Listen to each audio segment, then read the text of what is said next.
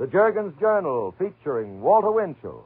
Mr. Winchell, whose famous column appears in the New York Daily Mirror, the Bangor Maine Commercial, and other newspapers with more than 25 million readers, is brought to you by Jergen's, the lotion for soft, smooth, romantic hands. John and I are celebrating our first wedding anniversary Christmas Eve. Oh, congratulations. Oh, what are you putting under the tree for John? Well, I've gotten him some of the usual men's gifts, but I did want to tuck something special in his Christmas stocking. Like a big bottle of Jergen's lotion? Jergen's lotion for John? Well, for any man.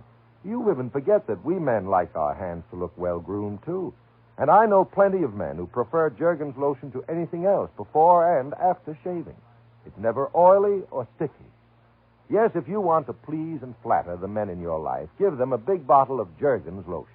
The dollar-sized bottle of Jergen's lotion is in a special Christmas carton, and it's a surprise package they'll really appreciate. Now to the editorial room of the Jergen's Journal and Walter Winchell. Good evening, Mr. and Mrs. North and South America, and all the ships at sea. Let's go to press. New York City. More than 20 inches of snow and drifts even higher are expected to hit New York City before the morning. Traffic has been retarded all over the city because of the strong winds and the 17-inch snow. Boston, Mass. 10 to 12 inches of snow with continued cold is the hot news for southern New England. New York City. John Dewey, Jr., the son of Columbia Professor Dewey, is in New York Hospital, pneumonia. Fort Monmouth, New Jersey. Vera Hiller, the American Airlines beauty, was married to Dr. H. Zoll, the Army's great scientist. His radar inventions drove Hitler to suicide. New York.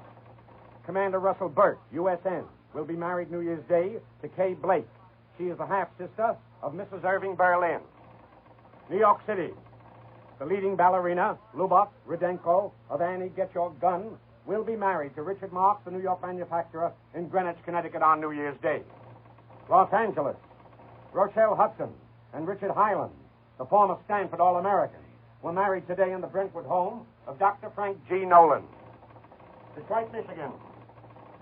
Reader's Digest magazine has a dozen investigator reporters trying to get an airtight, non-libelous case against a certain gangster politician. The magazine will allege that he has Michigan in the palm of his hand. New York City. Murray Stam, the city clerk of New York, performed over 60,000 marriages at City Hall. He will be married to Rose Sarrow this week. New York. The widowed husband of opera star Grace Moore, Valentin Pereira, was married again to a protege of his wife.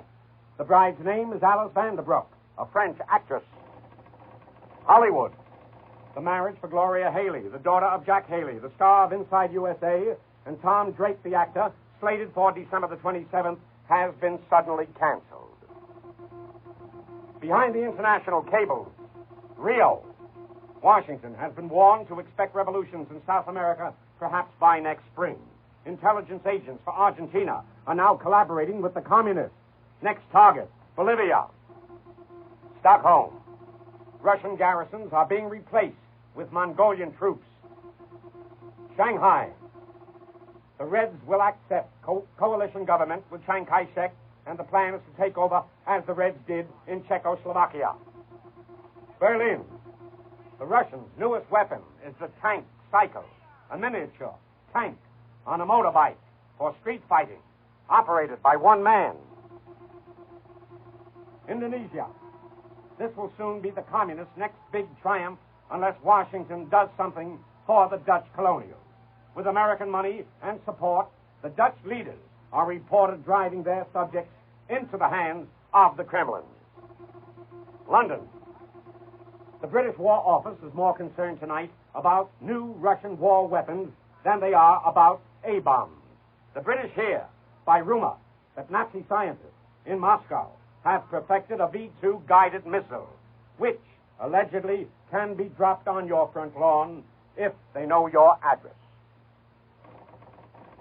The Washington Ticker. In the New York Mirror's Thursday night editions, dated Friday, I first revealed that the FBI had traced the mysterious typewriter in the spy case. The Department of Justice intends to press for the indictment of Whittaker Chambers, regardless of his belated cooperation with the government.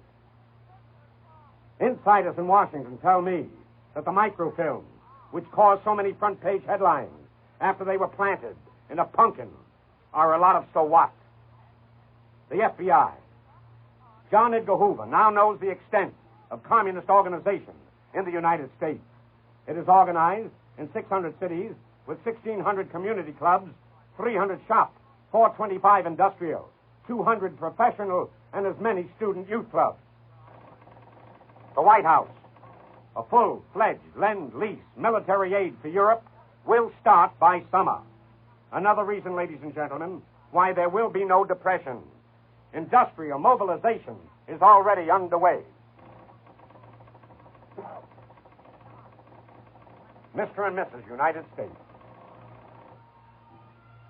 The geography books are wrong. The oldest and the largest tree in the world is not a California redwood. It is the Christmas tree in your home.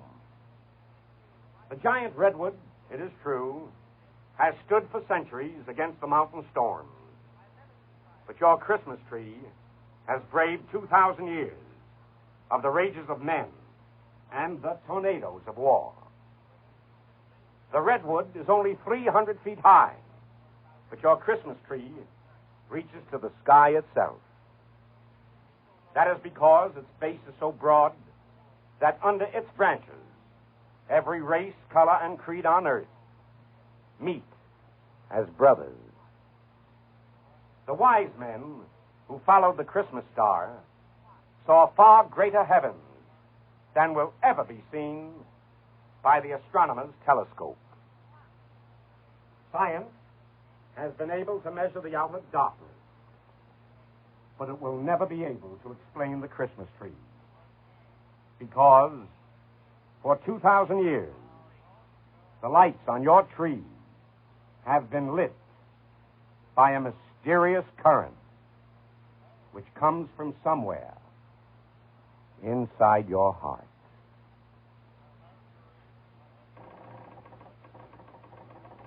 Ladies and gentlemen, will you please write to the Government Printing Office in Washington, D.C.?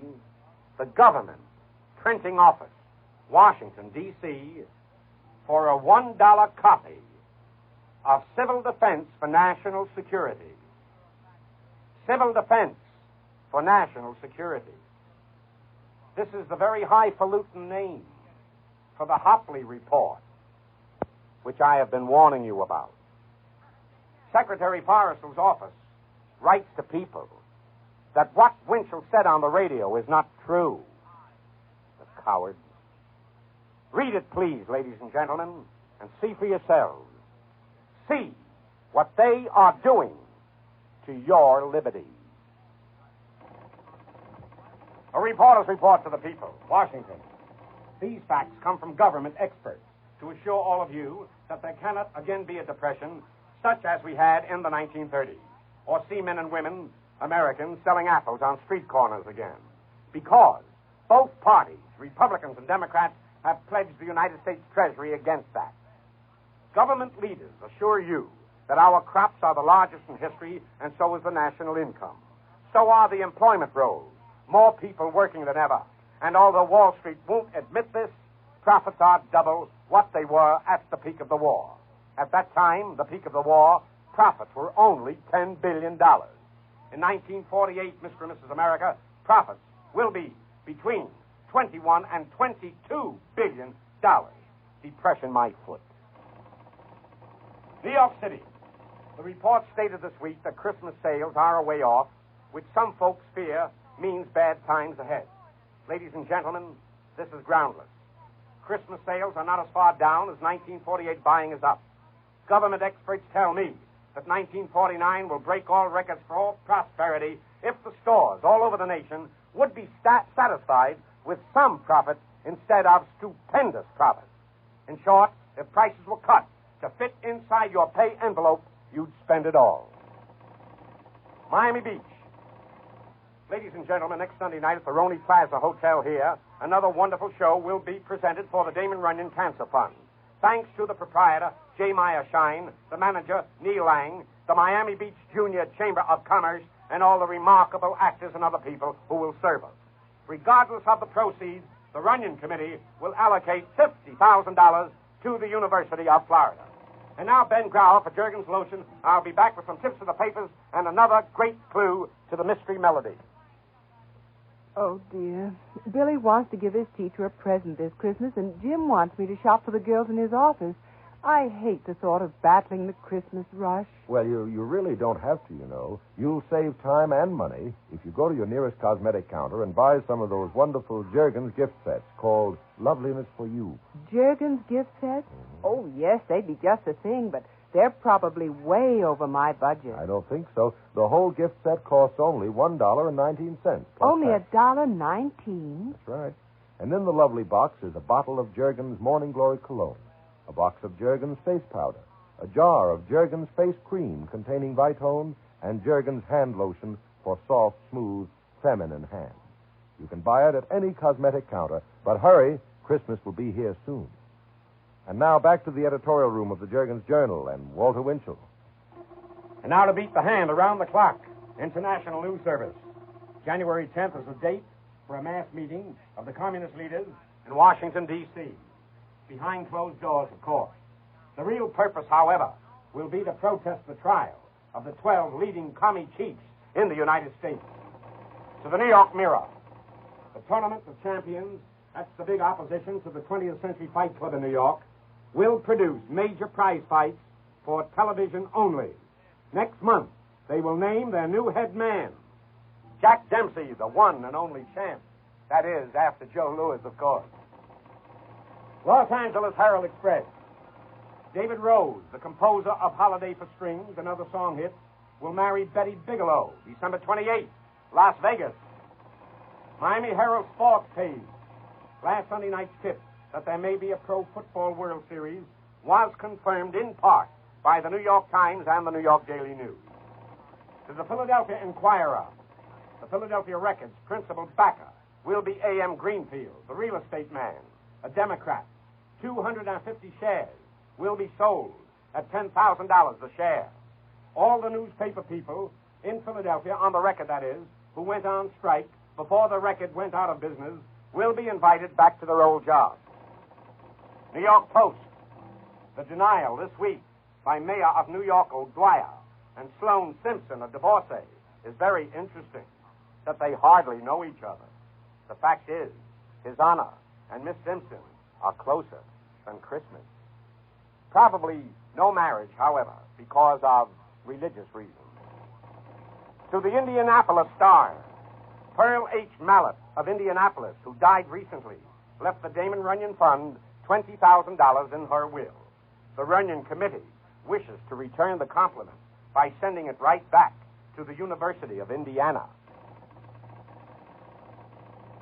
Here is a $23,200 prize clue for the Stop the Music mystery song. As I told you, ladies and gentlemen, last Sunday night, it is a famous spiritual and a jubilee.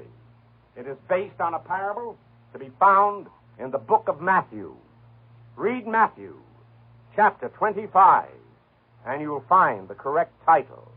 I hope you win, and a very Merry Christmas. And that, ladies and gentlemen, winds up another Jergen's Journal until next Sunday night at the very same time.